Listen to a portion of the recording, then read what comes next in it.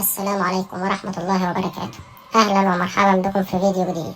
منذ قليل أحرز حمزة عبد الكريم لاعب نادي برشلونة المعار من النادي الأهلي هاتريك، وساعد فريقه في التتويج باللقب. أحرز حمزة عبد الكريم 3 أهداف بالرأس، وانتقل حمزة عبد الكريم إلى نادي برشلونة لمدة 6 أشهر على سبيل الإعارة. ربنا يوفقه يا رب وبرشلونة تشتريه.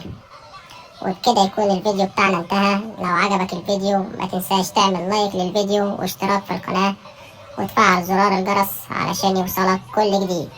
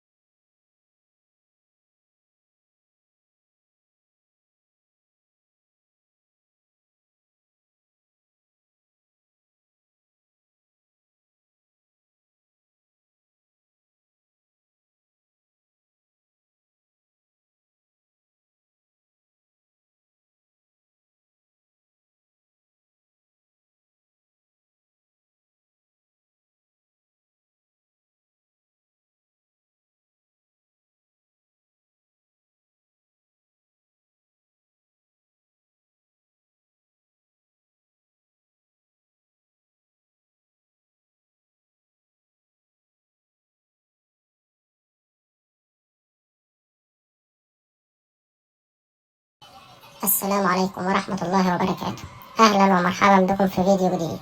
منذ قليل أحرز حمزة عبد الكريم لاعب نادي برشلونة المعار من النادي الأهلي هاتريك، وساعد فريقه في التتويج باللقب. أحرز حمزة عبد الكريم 3 أهداف بالرأس، وانتقل حمزة عبد الكريم إلى نادي برشلونة لمدة 6 أشهر على سبيل الإعارة.